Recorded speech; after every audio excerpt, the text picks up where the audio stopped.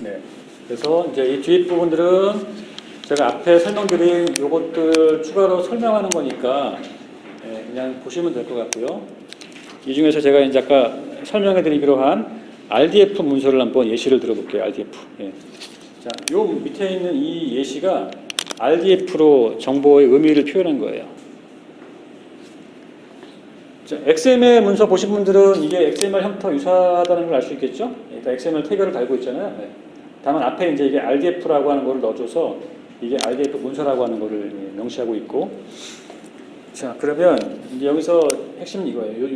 요 세 줄이 핵심이에요, 핵심. 자, 이 문서는 지금 description about 요 자원에 대한 설명을 하고 있는 거예요, 지금. 이 문서는. 이 자원이 지금 뭐로 표현되어 있죠? URI로 표현되어 있죠? URI로. 그래서 이건 뭐냐면, 네, 라실라라고 하는 집. 네, 라실라 집을 지금 이 자원이 표현하는 거예요. 식별자. 네. 라실라 집, 이거예요. 네, 자원. 그러면 라실라 집이 어쨌다고? 라실라 집에 대한 내가 디스크립션, 설명을 하는 거예요. 어떤 설명을 하는지 볼까요?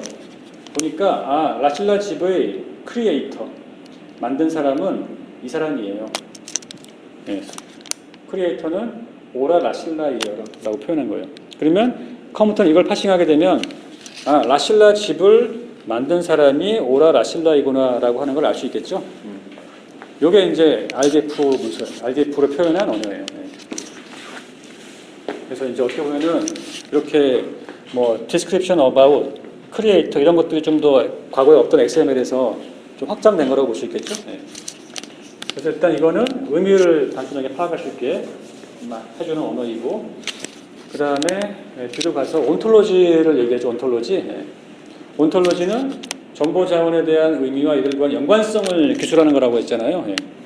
연관성이 담긴 사전이면서 그 사전에 정보를 표현할 때는 OWL 언어로 표현한다고 했잖아요. 그렇죠? OWL. 예. 자, 보니까 이 OWL 문서를 보니까 이건 뭘 하고 있냐면 뭔가 has 부모를 가지고 있다. 그렇죠? 그다음에 모든 값은 다 사람이다 이렇게 얘기를 하고 있어요. 그럼 이제 이거의 무슨 의미냐면 만약에 어떤 자원이 부모를 갖고 있다면 이 Y는 다 사람인 거죠. 사람. 이런 것들을 이렇게 표현을 한 거예요. 이렇게. 네. 그렇죠? X가 Y라는 부모를 갖고 있으면 Y는 사람이다 이렇게. 그렇죠? 그러니까 어떻게 보면 이제 Y와 사람이라는 관계를 얘가 지금 이 문서가 담고 있는 거잖아요. 이런 것들을 이제 연관성들을 이 OWL에서 이렇게 여러 가지 확장 태그를 이렇게 만들어 가지고 표현을 하게 된 거예요. 그렇죠? 그래서 어쨌든간 이게 다 정형화된 거고 다 규칙이 있는 거니까 이 규칙 기반에서 컴퓨터가 파싱해서 해석할 수 있는 거죠. 그렇죠? 이렇게 표현하게 되면 자, 이런 문서를 봤을 때 Y가 사람일까요? 아닐까요? 당연히 사람이겠죠. 그렇죠?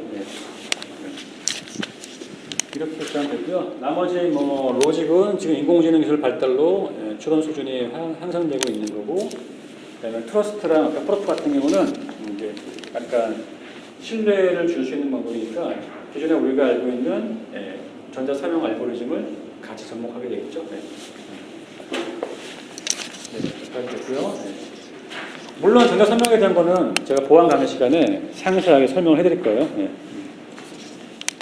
자, 당연히 이제 이렇게 해야 되니까 시멘틱 웹으로 응용할 수 있는 분야가 되게 많겠죠.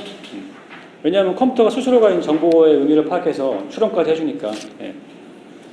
근데 제일 첫 번째로 시멘틱 웹이 적용된 분야가 거기에요. 웹 검색 엔진. 그럼 과거에 우리가 예전에 시멘틱 웹 같은 기술이 적용되지 않은 검색 엔진은 어떤가요? 정보 내가 검색어를 넣으면 어떻게 나오나요? 일단 해당 언어를 가장 많이 담고 있는 웹페이지, 그렇죠? 그리고 사용자가 가장 많이 방문한 웹페이지가 앞에 나오죠, 그렇죠? 근데 그거는 나랑 관계 없어요, 그렇죠? 예. 내가 질의한 그 언어의 그 검색어에 관련돼서 가장 많이 히트 수를 보였던 페이지가 앞에 오는 거잖아요. 근데 그 중에 내가 정말 원하는 게 있을 수 있고 없을 수 있잖아요. 예. 근데 시멘틱 웹으로 하게 되면 시멘틱 웹은 뭐냐면 기본적으로 예, 콘텍스트 예. 상황을 같이 고려해요. 상황. 예. 콘텍스트 상황이라는 정보를 이 상황 정보를 같이 처리하는 거죠. 그러니까 내가 검색을 했을 때 그렇죠?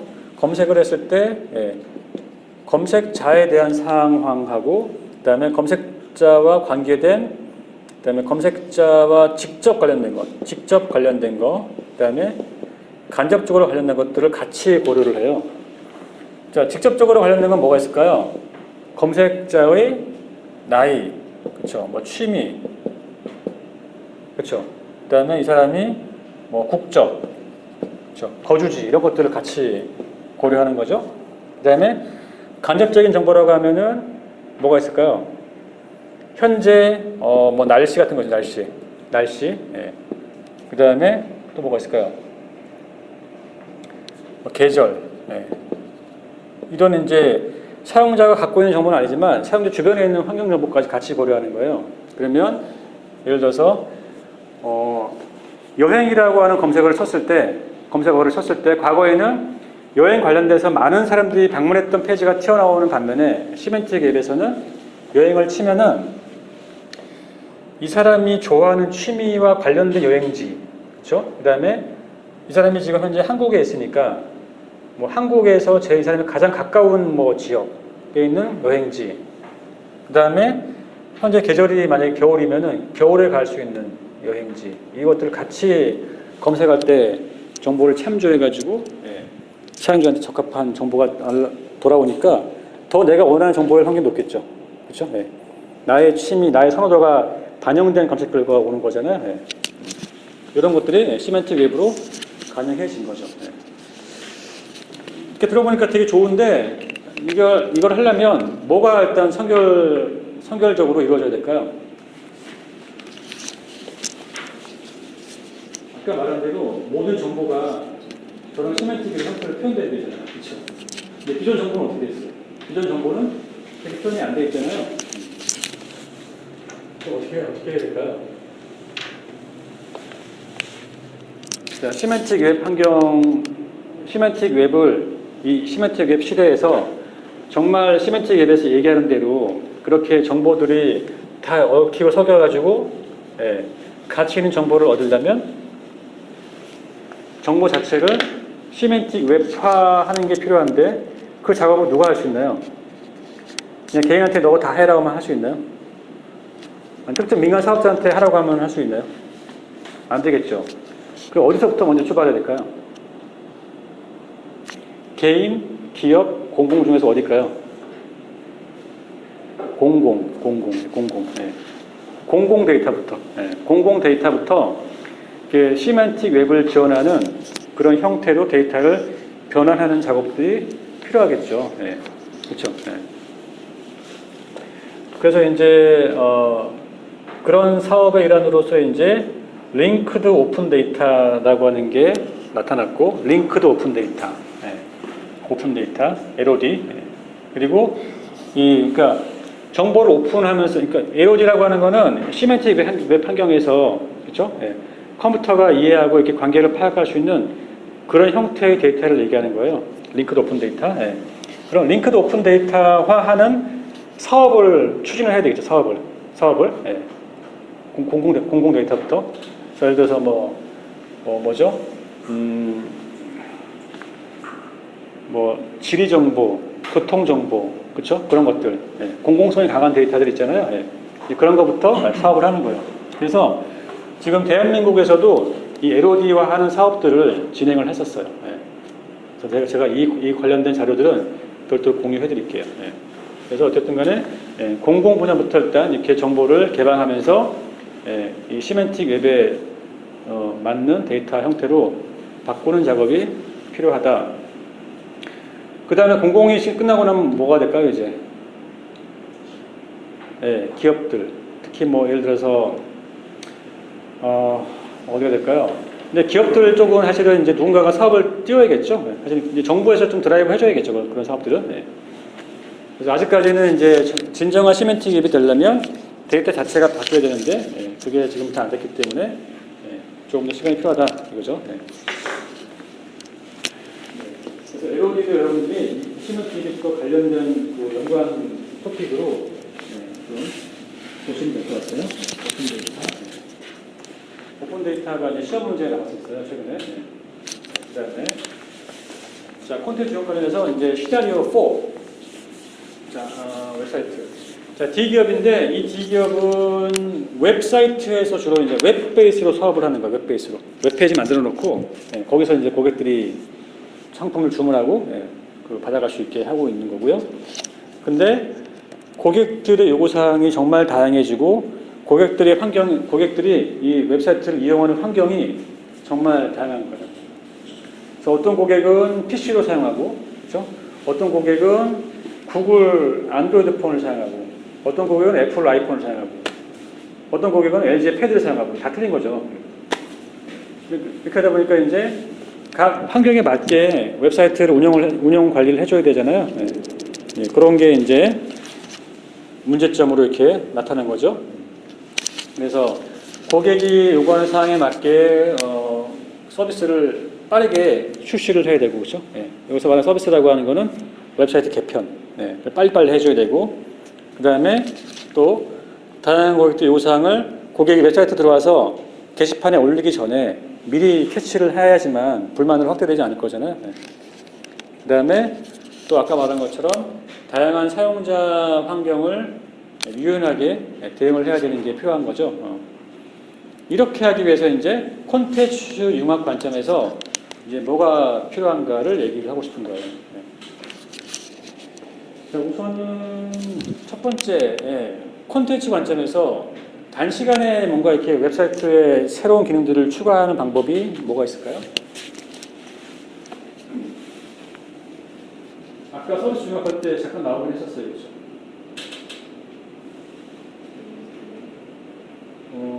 예를 들어서 개발해야 되잖아요. 네.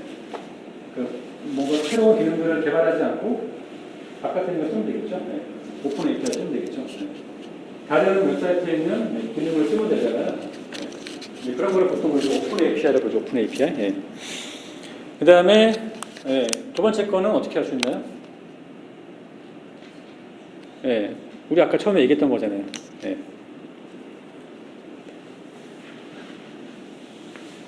쉽게 생각해서 쉽게 이렇게 생각하는 네. 로고를 써놓고 그렇죠. 맞아요. 그러니까 이제 텍스트 로고 데이터를 분석하는 거죠. 빅데이터 분석. 네.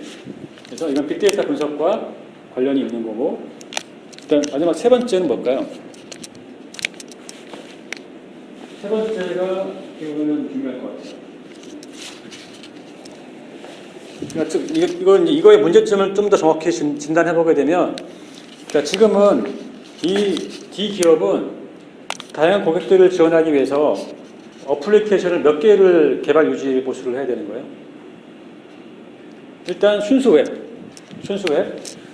아이폰용 앱, 안드로이드용 앱, 일단 최소 3개는 다 관리해야 되죠.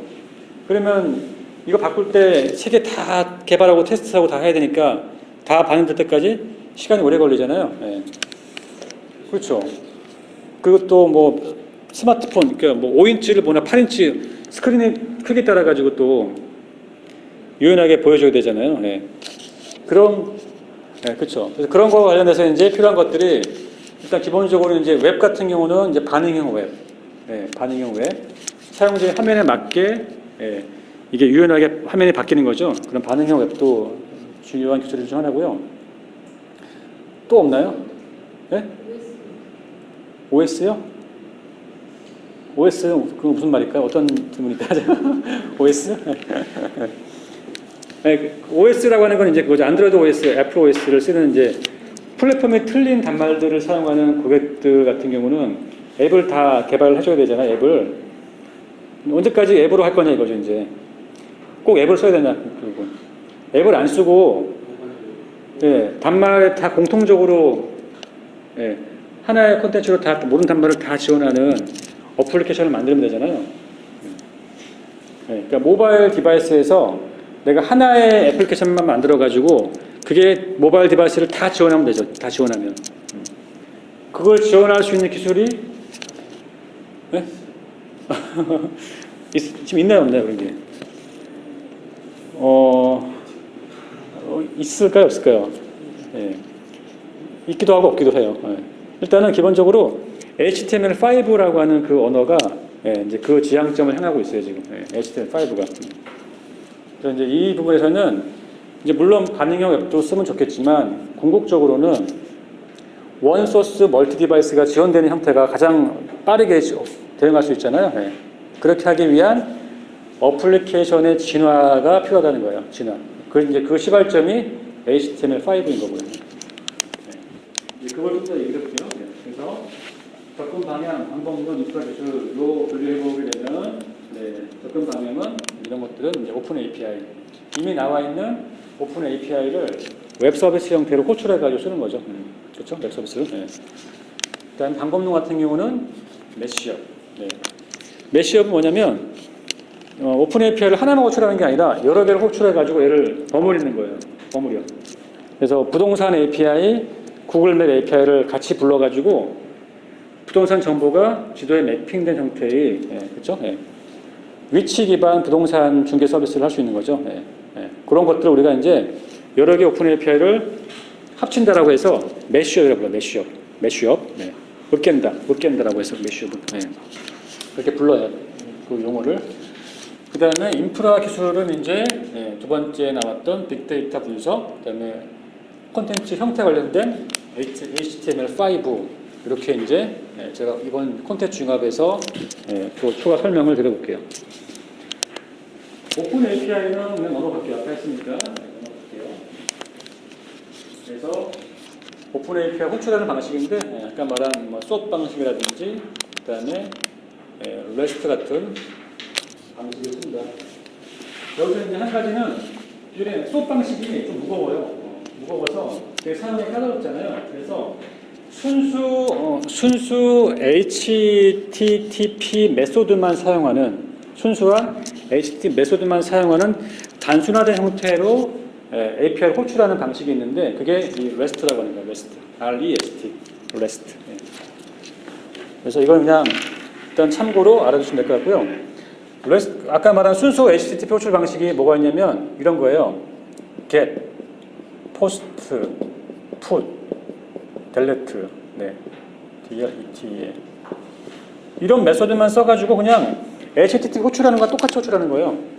뭐 SOAP이니 WSDL 그런 거 안 쓰고 그렇게 단순하게 오픈 API를 호출하는 방식이 REST라고 하는 거고 이게 더 가벼워요. 네.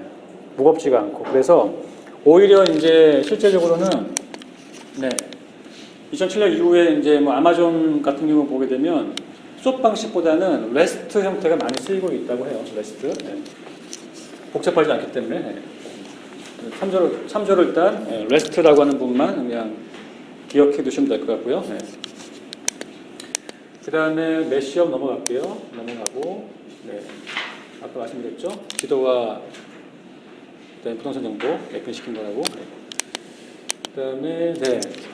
HTML5 설명할게요. HTML5.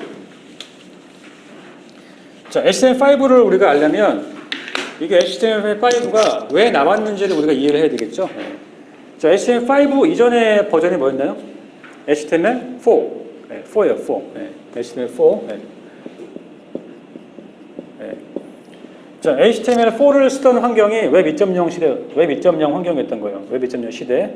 근데 HTML4에서 이제 웹상의 웹 그 어플리케이션을 정말 화려하게 만들고, 그렇죠? 사용자가 정말 사용자 경험을 올릴 수 있게 하기 위해서 이제 하려다 보니까 불가피하게 HTML4가 지원하지 않기 때문에 여기다가 이제 각종 리치 인터넷 어플리케이션을 조합해서 쓴 거예요. 근데 이 리치 인터넷 어플리케이션은 뭐 플렉스, 그다음에 액티브엑스 같은 것들이 대부분 다 뭐냐면 플러그인 기반으로 사용자 PC에 설치를 하고 설치 기반으로 돌아가는 거예요. 설치 기반으로. 그러니까 어떤 문제가 있죠? 일단 무겁고 사용자도 불편하고 그렇죠? 일단은 무겁다. 그다음에 사용자가 불편하다. 그다음에 이걸로 인해서 해킹에 악용될 소지가 있다. 이런 보안 이슈가 생기는 거잖아요. 이게 이제 기본적으로 HTML4 환경에서의 문제점이에요. 그 다음에 자 우리가 이제 웹 2.0 시대에서 처음에는 사용자가 사용하는 그 반말 환경이 PC밖에 안 썼죠. PC밖에 주로 인터넷 익스플로러밖에 안 썼어요. 근데 이제 각종 모바일 장비가 나타나면서 사용자 환경이 바뀌었죠. 그러니까 예를 들어서 IE를 쓰는 고객, 그 다음에 크롬을 쓰는 고객, 그렇죠? 그 다음에 또 뭐 있죠? 브라우저가? 파이어폭스를 쓰는 고객. 이렇게 여러 가지 이종 브라우저를 쓰는 고객들이 기존에 HTML4로 만든 웹페이지에서는 브라우징이 제대로 안 되는 거예요. 깨지거나. 그러니까 이거는 웹 표준화 관점에서 HTML4 스펙에서는 모든 브라우저를 만족시키지가 않는 거죠. 일명 크로스 브라우징. 요 이슈가 발생한 거예요. 이렇게 두 가지. 크로스 브라우징 측면, 그다음에 이제 리치 인터넷 어플리케이션 측면에서의 문제점들이 이제 HTML4에서 나타난 거예요. 그래서 이거를 해결할 수 있게 한번 우리가 표준을 만들어 보자. 그래서 이렇게 플러그인 설치 없이도 화려한 UI를 갖춘 웹사이트를 만들 수 있게 만들어 보자.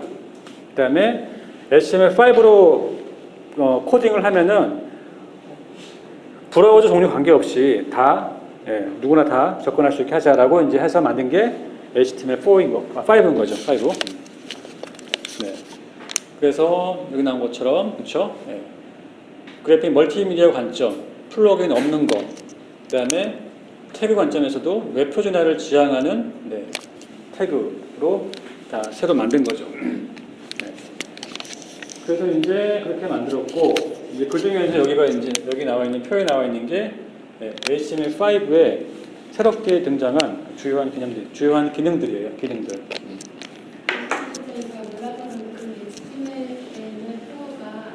미디어는 지원 안 했었던 미디어를 거예요? 지원하는 태그가 별도로 없었죠.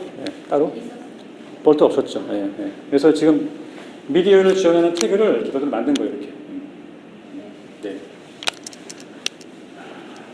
그래서 HTML5에는 이렇게 그래픽 멀티미디어를 처리할 수 있는 전용 태그를 만들었어요. 이렇게. 그래서 2차원 그래픽을 그릴 수 있는 그리기 위한 API 이런 걸 탑재했고, 그다음에 비디오 오디오도 탑재했고, 그다음에 위치 정보까지 정보를 제공해 줄 수 있는 API까지 탑재를 한 거죠. HTML5 스펙에 탑재한 거죠. 그래서 이제 여기 보는 것처럼 여기는 약간 그래픽 멀티미디어 측면을 보완한 거고요.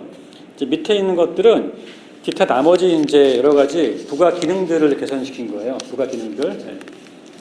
뭐 여기서 여러 가지가 있지만 이런 것들, 로컬 스토리지 같은 경우는 웹페이지 같은 경우는 HTTP 같은 경우는 사용자의 상태 정보가 유지되지가 않아요. 프로토콜 자체가. 그러면 그 상태에서 내가 로그인한 다음에 내가 로그인하고 나서 나의 상태 정보를 계속 관리를 하려면 뭐 추가적으로 뭔가를 써야 되죠. 그때 썼던 게 이제 뭐냐면 쿠키예요. 쿠키에다가 내가 로그인 했다 안 했다 정보 그런 것들을 이제 기록하고 그게 클라이언트에 있으니까 그 정보를 계속 이제 재사용하면서 내가 웹사이트 로그오프 하기 전까지는 그 정보를 기반으로 내가 이제 웹사이트를 이용을 했던 거죠. 그래서 그런 쿠키 정보 같은 경우는 기본적으로 담을 수 있는 사이즈가 되게 제한되어 있어요. 4kB밖에 안 돼요. 4KB. 그래서 이제 그런 기존의 HTTP에서 제공하던 그런 사용자 상태 정보를 관리할 수 있는 쿠키 정보의 용량도 늘리면서 또 기능을 개선한 게 로컬 스토리지예요. 그래서 얘는 최대 오메가까지 정보를 보관할 수 있어요. 오메가까지. 그래서 쿠키를 개선한 부분들, 그 다음에 기타 이제 뭐 DB를 지원하기 위한 API라고 하던가 로컬 DB 같은 거, 그 다음에 이제 웹 통신을 할 때 좀 효율 부분, 성능 부분들, 성능 이슈, 효율적인 부분들, 그런 부분들을 개선하기 위해서 나온 게 웹 소켓, 웹 워커 같은 게 나왔어요. 이거에 대한 상세 설명은 잠깐 쉬었다가 좀 하고 또 마무리하도록 하겠습니다. 잠깐 쉴게요.